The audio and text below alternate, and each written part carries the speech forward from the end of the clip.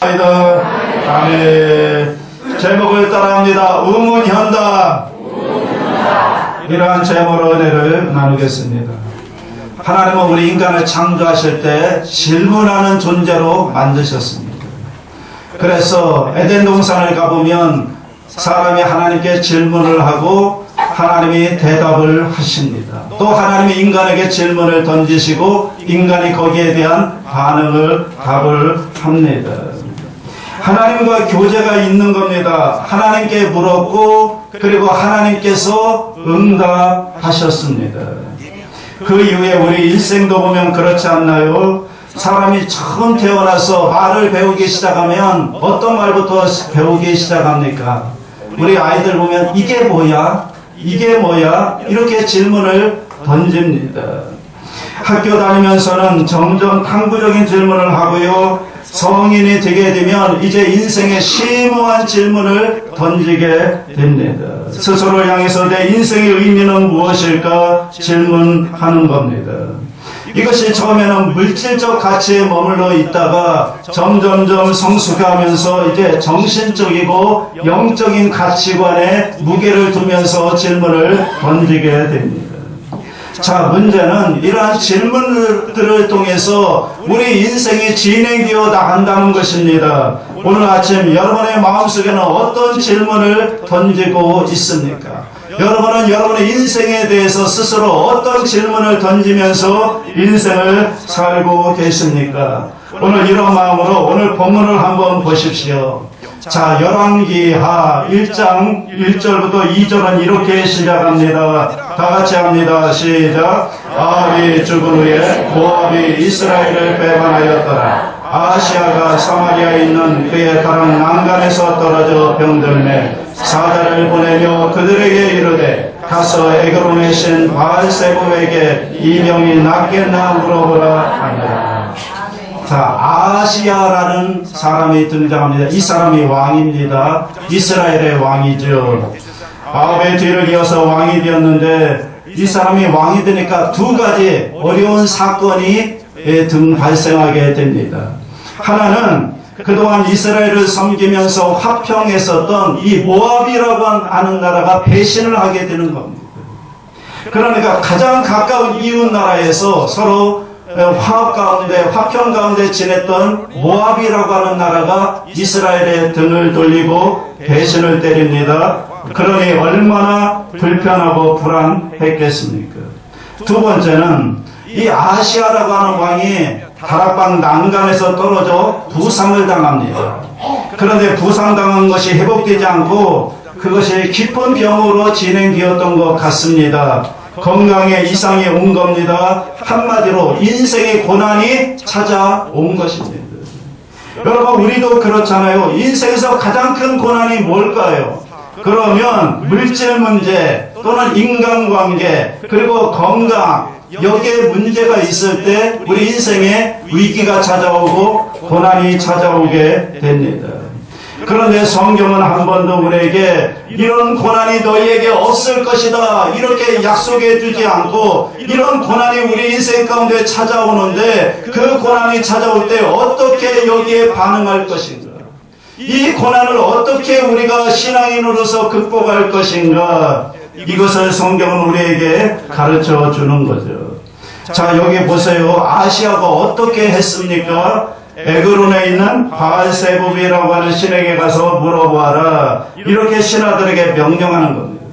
내가 지금 병들어 죽게 되었는데 내 병이 낫겠는지 그 에그론의 바알세불에게 가서 물어보아라, 신하들에게 이렇게 명령을 하는 겁니다.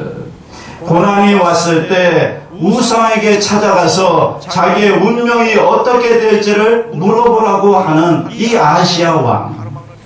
그런데 여러분, 좀 이상하지 않나요? 여러분, 아시아가 좀 악하기는 해도 그래도 이스라엘의 왕이잖아요. 이스라엘 사람이잖아요. 이스라엘 사람들은 하나님을 섬기는 사람들이잖아요. 그리고 그 왕이니까 당연히 하나님을 알았겠죠. 그런데 왜 이 아시아는 하나님을 찾지 않고 우상에게 찾아가서 자기의 병이 낫겠는지를 물어보라고 했을까? 왜 그랬을까? 분명히 하나님을 알고 하나님을 믿는 이스라엘의 왕이었는데 왜 하나님에게 가지 않고 우상에게 갔을까? 여러분, 여러분이 가운데 예수 믿기 전에, 교회 나오기 전에 점들 다 적으셨죠? 네, 다 압니다. 여러분들, 우리가 점쟁이에 찾아가서 우리의 운수도 묻고 또 우리의 앞날도 묻고 여러 가지 묻습니다. 그런데 우리가 그 점쟁이를 찾아가는 우리의 마음은 어떤 마음일까요? 우리는 점쟁이를 찾아가면서 내가 듣고 싶은 이야기를 듣고 싶은 겁니다. 점쟁이를 찾아가는 이유는 딱 한 가지입니다. 내가 듣고 싶어하는 이야기를 듣고 싶어하는 겁니다. 그리고 그런 점쟁이를 가리켜서 용한 점쟁이다 그렇게 말합니다. 옳고 그름을 떠나서 점쟁이에게 찾아가서 묻는 것은 내가 정말 듣고 싶은 말을 듣고 싶기 때문에 점쟁이에게 찾아가는 겁니다. 아시아도 그랬을 것 같습니다. 하나님을 알았습니다. 그런데 하나님 앞에 가면 하나님께서는 자기가 듣고 싶은 말을 하지 않고 오히려 이상한 말을 할 것 같으니까 하나님에게 가지 않은 겁니다. 하나님은 어쩌면 내가 지금까지 지은 죄를 지적하면서 내가 네 아버지와 어머니의 뒤를 쫓지 말고 돌이켜서 나를 쫓아라 이런 말만 하실 것 같고 자기를 고쳐주실 것 같지가 않은 겁니다. 그래서 자기가 원하는 말을 듣기 위해서 이방신이었던 그 우상 바알세부에게 찾아가서 묻는 겁니다. 거기에 질문하는 겁니다. 자, 잘 보세요. 질문의 대상이 잘못되어 있습니다. 그때부터 아시아는 인생은 불행하게 되는 겁니다. 비극으로 인생을 맞춰지게 되는 겁니다. 여러분, 질문의 대상을 잘 찾으셔야 되는 겁니다. 여러분, 동물 중에 돼지라는 동물이 있습니다. 이 돼지 잘 보시면 저게 이제 돼지는 이 고개가 이렇게 굽어져 있어서 목뼈가 굽어져 있어서 아무리 고개를 들어도 저게 최상입니다. 더 이상 하늘을 쳐다볼 수가 없습니다. 그래서 돼지는 한평생 살아가면서 하늘을 볼 수가 없어요. 그냥 땅만 보고 살아가는 겁니다. 그런데 이 돼지가 하늘을 볼 수 있는 때가 있습니다. 어쩌다가 이 돼지가 한라당 누워졌을 때, 뒤로 넘어졌을 때입니다. 돼지가 뒤로 넘어지면 그제서야 하늘이 보인다고요. 그동안 보지 못했던 하늘이 보이는 겁니다. 여러분, 얼마나 놀랐겠습니까? 뒤집어지니까 깜짝 놀라는 거죠. 자기는 그동안 땅만 있는 줄 알고 땅만 보고 살았는데 발랑 뒤집어 보니까 하늘이 있는 겁니다. 깜짝 놀라는 겁니다. 여러분, 돼지가 뒤집히는 경험이 새로운 세계를 경험하는 축복의 그런 순간이 되었던 거죠. 이 아시아도 그랬거든요. 아시아에게 고난이 왔습니다. 고난이 오니까 그의 인생이 뒤집어지는 거잖아요. 그러면 어떻게 해야 됩니까? 뒤집어졌을 때 하나님을 보았어야 되는데, 그랬더라면 하나님을 바라보고 하나님께 질문했더라면, 하나님 왜 나에게 이런 질병이 오고 이런 어려움이 왔습니까? 이런 고난이 왜 나에게 왔습니까? 하나님께 질문했더라면 그러면 하나님이 응답해 주셨을 텐데, 그런데 그는 뒤집어져서도 하나님을 보지 못했습니다. 얼마나 어리석은지 모릅니다. 아시아는 우상을 찾아가서 내가 낫겠습니까?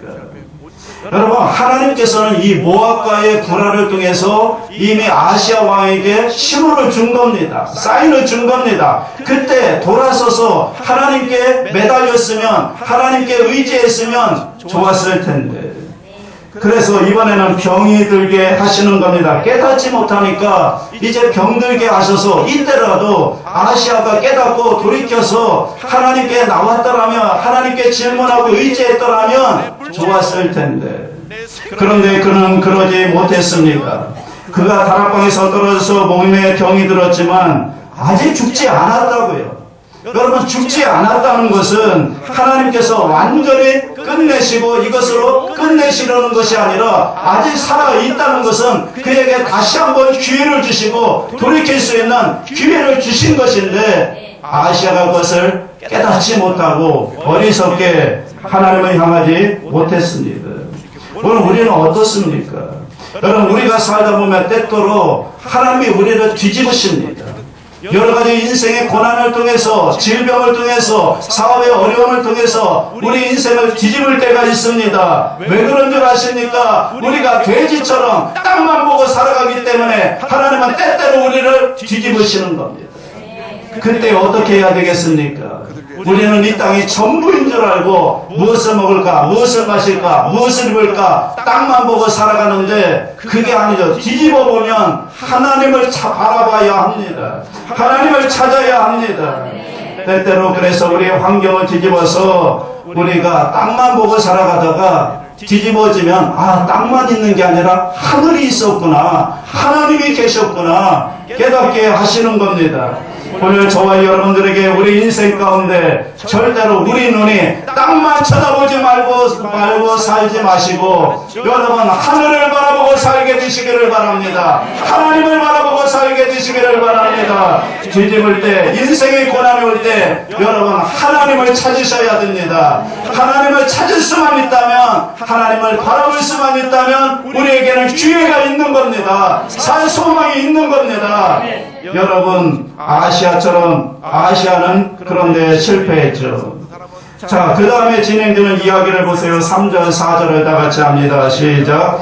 야훼의 사자가 디셉 사람 엘리야에게 이르되 너는 일어나 올라가서 사마리아 왕의 사자를 만나 그에게 이르기를 이스라엘의 하나님이 없어서 너희가 에그론의 신 바알세부에게 물으러 가느냐. 그러므로 야훼의 말씀이 네가 올라간 침상에서 내려오지 못할지라 네가 반드시 죽으리라 하셨다 하라. 엘리야가 이에 가니라.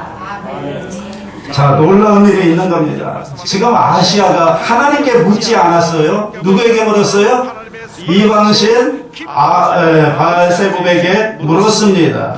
그런데 하나님은 그 질문을 들으시고 하나님께서 응답하시는 겁니다.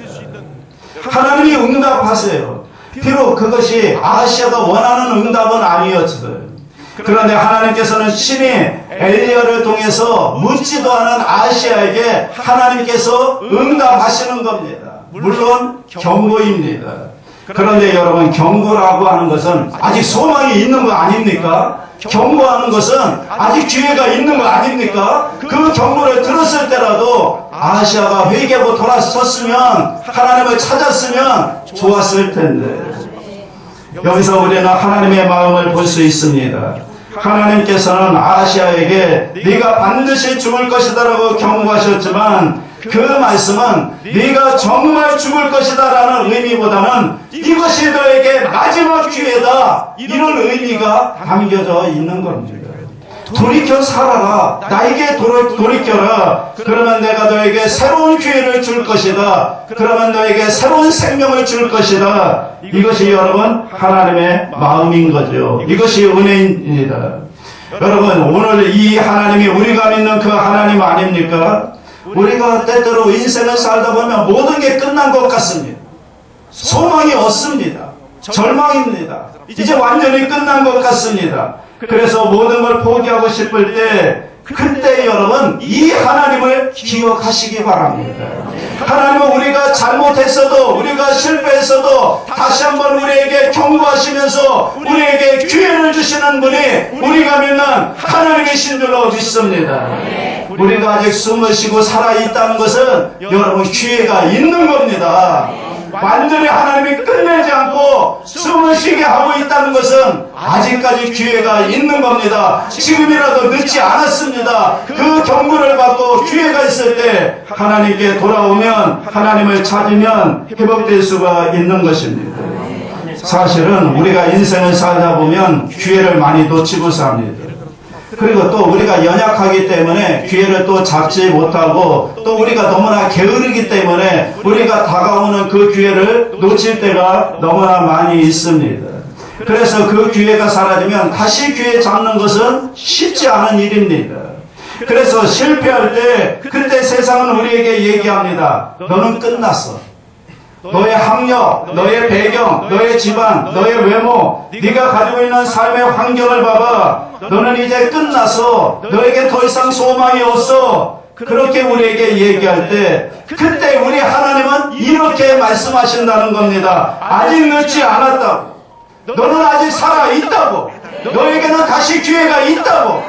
하나님은 우리에게 그렇게 말씀하시는 겁니다. 여러분, 우리의 잘못에도 불구하고 우리의 연약함에도 불구하고 우리 가운데 찾아오셔서 또 우리 가운데 또다시 한번 기회를 주시고 말씀하시고 우리를 하나님 앞으로 이끄시는 하나님의 은혜가 우리 가운데 있는 줄로 믿습니다. 여러분, 그 은혜를 덧입게 되시기를 주의 이름으로 축복합니다. 우리가 믿는 하나님은 은혜의 하나님이십니다. 우리가 실패하고 넘어졌어도 또다시 기회를 주시는 하나님이십니다.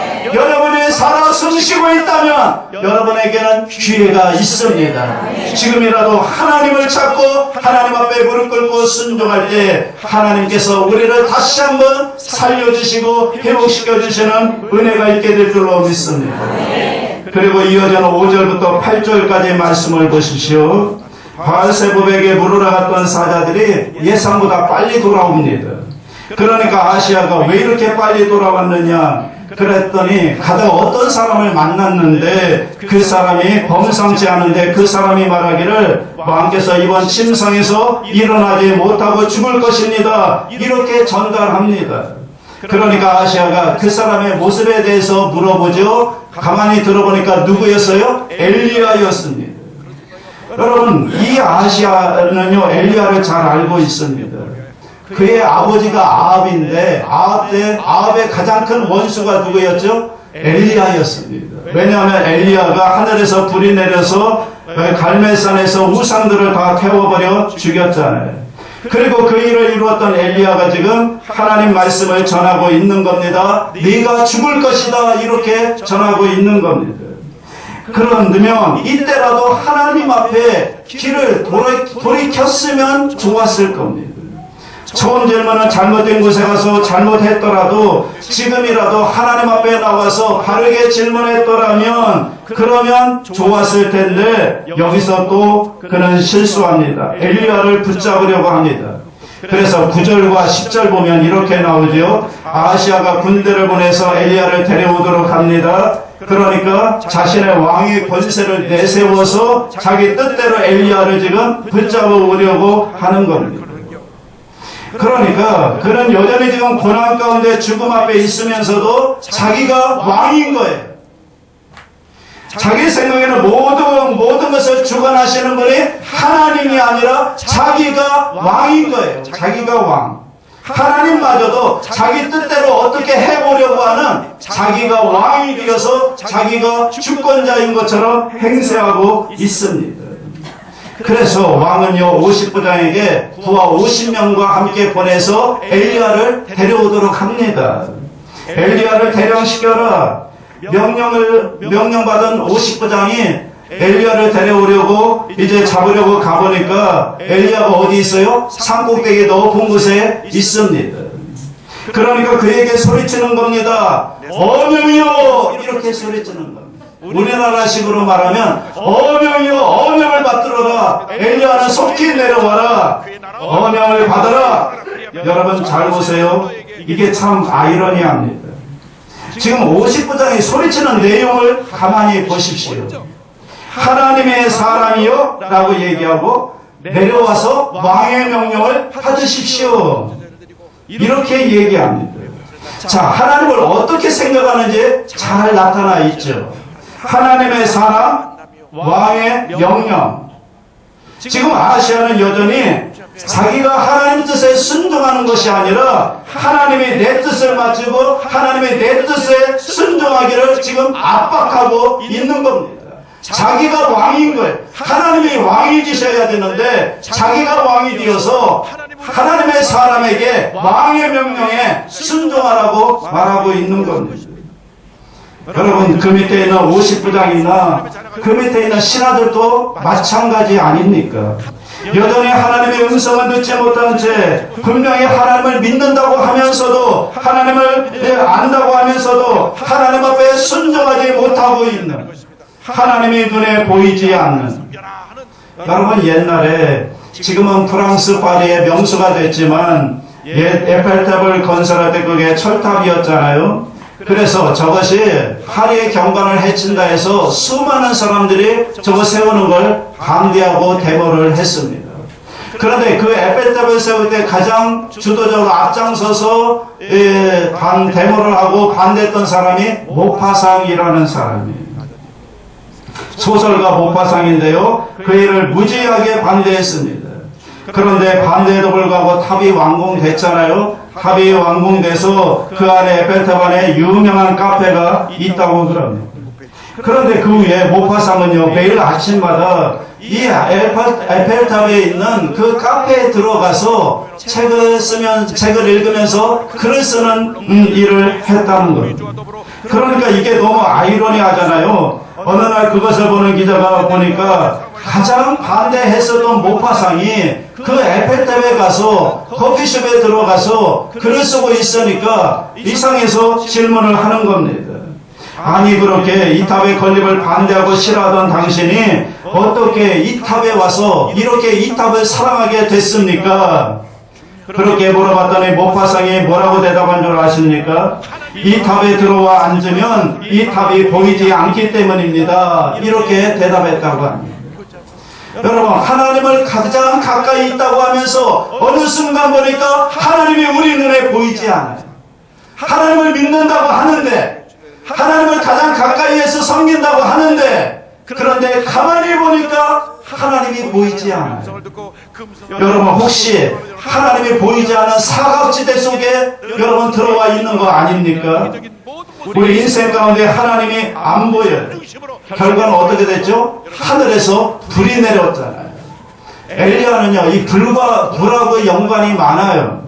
그래서 좀 알았어야 되는, 아버지 앞에 갈멜산에서 하늘에서 불이 내려와서 그 우상 그 선지자들을 태웠던 그것이 얼마 전인데 이것을 알았어야 되는데, 하나님께서는 정말 마지막으로 그 귀중한 생명들을 태워가면서까지도 아시아에게 깨달음을 주기 원했던 건데, 돌아서기를 원했던 건데 아시아가 그것을 깨닫지 못했던 거예요.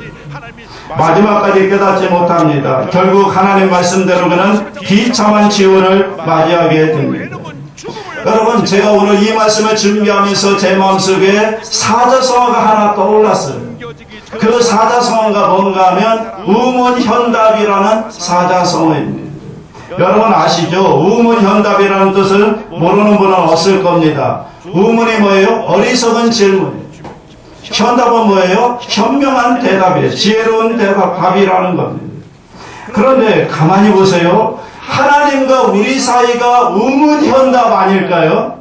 하나님은 우리가 하나님 앞에 나오기를 원하십니다. 나와서 우문이라도 하나님께 질문하기를 원하십니다. 하나님께 묻기를 원하십니다. 하나님 앞에 나와서 어리석은 질문이라도 하기를 원하시는 것.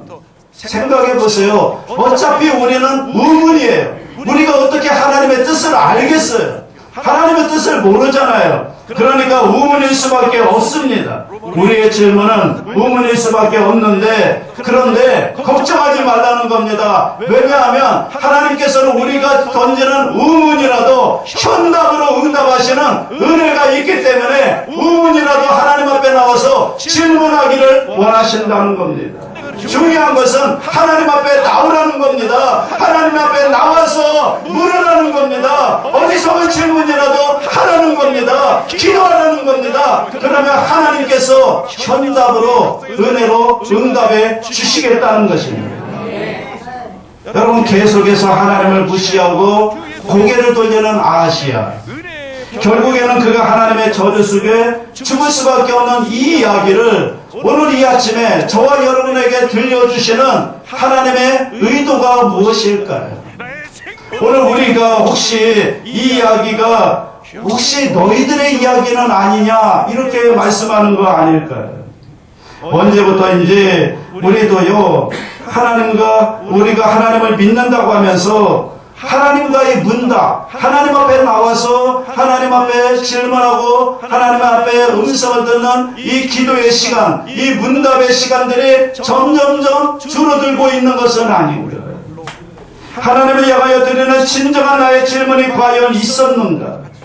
그리고 그 질문이 있어야 하나님이 주시는 그 응답의 그 음성을 들을 수 있을 텐데, 혹시 우리가 하나님 앞에 던지는 질문이 없기 때문에, 기도가 없기 때문에, 묻는 것이 없기 때문에 하나님의 현답을 듣고 있지 못한 것은 아닌가. 그냥 필요할 때만 나와서 내가 필요한 것만 구하고 있는 그런 신앙생활을 하고 있는 것은 아닌가. 여성들이 남성들보다 질문을 많이 한다고 그럽니다. 질문을 많이 합니다. 왜 그럴까? 그러고 보니까요, 제 아내도요, 저에게 많은 질문을 던져요. 집에 가면 뭐 이거 묻고 저거 묻고 많은 질문을 던집니다. 왜 그럴까? 나중에 가만히 이걸 살펴보니까요, 알고 보니까 관계 때문에 그런 거예요. 몰라서 질문하는 게 아니라 여러분 관계를 위한 질문이라는 겁니다. 그러므로 여러분 남편들 잘 들으시기 바랍니다. 아내들이 질문하면요, 정답을 주려고 긴장하지 마세요. 그냥 아내가 질문하는 것은 관계 때문에 질문하는 것이기 때문에 그냥 들어주면 되고요, 그냥 아무렇게나 얘기해도 돼요. 그러면 여자들 알아서 정답은 다 찾아요, 스스로. 그걸 통해서 원하는 것은 무엇인가 하면 함께 이야기를 원하는 것이고, 들어주기를 원하는 것이고, 관계를 갖기를 원해서 질문하는 거지 정답을 들으려고 하는 게 아니다라는 거죠. 여러분, 관계 형성인 것입니다. 하나님도 마찬가지 아닐까요? 우리가 하나님을 향하여 나에게 유익한 것만을 얻으려고, 정답만을 찾으려고 그렇게 우리가 신앙생활하는 거 아니잖아요. 좋은 신앙은 뭔지 아십니까? 그냥 열심히 하나님 앞에 나와서 열심히 질문하고 열심히 듣는 겁니다. 이게 좋은 신앙입니다. 우리의 필요를 아시는 하나님께서, 그래서 때로는 하나님께서 즉각적으로 우리의 필요한 것들을 응답해 주지 않는 이유가 바로 여기에 있는 거예요. 왜 그런 줄 아십니까? 조금 더 기도하라는 거예요. 너 조금 더 나와 교제하자는 거예요. 그래서 우리가 필요한 걸 알면서도 하나님이 즉각적으로 응답해 주시지 않는 이유는 더 하나님께 기도하기를 원하는 것이고, 교제하기를 원하는 것이고, 대화하기를 원하기 때문에 그런 것입니다. 신앙이라고 하는 것은 여러분 정답 찾기가 아니잖아요. 내가 필요한 거 얻어내는 게 신앙이 아니잖아요. 오히려 그 과정을 통해서, 고난을 극복하는 그 과정을 통해서 우리는 하나님께 묻고요, 하나님은 우리에게 응답하시는 이 문답을 과정을 통해서 주님과 우리의 사이가 점점 더 가까워지고 사랑의 관계가 되고 깊은 사랑의 관계가 형성되게 되는 것입니다. 이것이 주님께서 원하시는 일인 줄로 믿습니다. 오늘 혹시 저와 여러분들에게 이 하나님과 우리 사이에 이 문답의 관계가 점점점 줄어들고 있는 것은 아닙니까? 사랑하는 여러분, 하나님의 뜻을 아는 방법은 올바른 질문을 던짐으로 알 수가 있습니다. 바르게 질문하고 있는지. 대부분의 사람들이 이렇게 질문해요. 내 인생을 향한 하나님의 뜻은 과연 무엇일까? 내 인생을 향한 하나님의 뜻은 과연 무엇일까? 자, 여러분, 이 질문에서 정작 중요한 건 뭘까요? 하나님의 뜻일까요? 아니면 내 인생일까요? 이렇게 질문하는 사람들은 보통 내 인생이 더 중요한 거예요. 내 인생이 먼저 있어요. 그리고 그 인생 속에 하나님께서 어떻게 역사하실지 것인가를 우리들이 하나님께 묻는 겁니다. 그러니까 우리 인생이 복잡해지기 시작합니다. 꼬이기 시작합니다. 이것이 무의식적으로 내 인생이 먼저 있는 겁니다. 여러분, 오늘 우리의 질문을 좀 단순화시켜 보세요. 이렇게 한번 질문해 보세요. 하나님의 뜻은 무엇일까? 하나님의 뜻은 무엇일까? 우리 삶의 기준이 내 삶에 있는 현실이 아니라 하나님의 뜻에 중심이 있어야 된다는 거죠. 그래서 그 하나님의 뜻에 나의 뜻을 맞추어 사는 게 이게 바로 신앙생활인 거죠. 내 인생에 하나님의 뜻을 맞추는 것이 아니라 하나님의 뜻에, 하나님의 말씀에 내가 그 인생 내 뜻을 거기에 맞추고 순복하며 사는 것, 이것이 바로 올바른 신앙인 줄로 믿습니다. 여러분, 하나님의 뜻이 먼저 될 때 우리 인생은 분명히 달라질 것입니다. 하나님은요, 우리를 향한 하나님의 뜻을 가지고 계십니다. 그리고 우리의 인생이, 우리의 목표가, 우리의 뜻이 하나님의 뜻에 맞추기를 하나님은 원하십니다. 하나님이 진행하시는 하나님의 뜻에 우리 인생에 사용되어질 수만 있다면 여러분, 그것보다 더 귀한 일이 어디 있을까요? 하나님의 뜻이 기준이 되는 겁니다. 하나님의 말씀이 기준이 되는 겁니다. 이것을 위해서 우리는 여러분 노력해야 되는 겁니다. 어떻게 해야 할까요? 하나님을 항상 우리 생각에 항상 앞에 두는 거예요. 우리가 무엇을 생각하든지 먼저 하나님을 앞에 두는 거예요. 하나님을 중심에 두는 거예요. 하나님을 우리 인생의 주어로 삼는 거예요. 하나님이 목적어가 아니라 하나님이 내 인생의 주어이시다. 날마다 우리가 무엇을 하든지 어떤 생각을 하든지 먼저 하나님으로부터 시작하는 거예요. 하나님으로부터 출발하는 거예요. 우리가 하나님의 인재를 연습할 때도요, 우리가 해야 되는 일들은 끊임없이 그 하나님을 내 인생의 중심에 놓고 생각하는 겁니다. 우리가 처음에는 되지 않을 거예요. 하나님 말고 자꾸만 다른 것들이 들어올 거예요. 그러나 그럼에도 불구하고 기도하면서 끝까지 여러분 그런 훈련을 해보시기 바랍니다. 그러다 보면 정말 우리 인생 가운데, 내 인생 가운데 중심에 하나님이 자리 잡게 되는 그런 놀라운 일들이 일어나게 됩니다. 그렇게 될 때 마치 나침반처럼 아무리 흔들어 놓아도 그 바늘은 언제나 정북을 향하는 것처럼 우리 생각도 우리 때로는 고난 가운데 흔들릴 수 있지만, 그러나 하나님의 중심에 계시면 다시 흐트러졌다가도 다시 바른게 세워질 수가 있는 것입니다. 하나님의 중심이 되어야 우리 인생이 흔들리지 않아요. 여러분의 생각 속에, 여러분의 인생 속에, 여러분의 마음 속에 하나님의 중심에 딱 자리 잡고 있으면 아무리 세상 폭발로 흔들린다 할지라도 우리는 흔들리지 않고 넘어지지 않고 중심을 잡고 나아갈 수가 있습니다. 그래서 평안하거나 고난이 있거나 우리가 성공하거나 실패하거나 우리가 병들거나 건강하거나 그 가운데 기뻐할 수 있는 것은, 그 가운데 자족할 수 있는 믿음은 하나님이 우리 중심에 있을 때 그렇게 될 수가 있습니다. 오늘 저와 여러분이 하나님의 중심이 되는 삶을 살 수 있게 되기를 주님의 이름으로 축복합니다. 그러면 우리의 남은 삶은요, 흔들림 없이 하나님의 중심이 되어서 하나님이 이끌어가는 축복의 삶, 승리의 삶, 성공의 삶을 살게 될 줄로 믿습니다. 저와 여러분 그 은혜가 있기를 주님의 이름으로 축복합니다. 사랑이 무한하신 하나님 아버지, 저희들의 우문에도 불구하고 현답으로 응답하시는 하나님의 은혜에 감사를 드립니다. 저희들의 잘못에도 불구하고 또다시 기회를 주시는 하나님, 주님이 기회를 주실 때 깨닫고 돌아서는 저희들이 되게 하여 주시옵소서. 자기 자신을 왕으로 삼지 말고 하나님을 왕으로 삼아 하나님의 중심이 되는 삶을 살게 하여 주시옵소서. 날마다 하나님 앞에 나와 묻고 하나님의 응답하시는 이 문답의 과정을 통해 주님과 우리 사이의 사랑이 더 깊어지게 하여 주시옵소서. 감사드렸고 예수님의 이름으로 기도 올리옵나이다.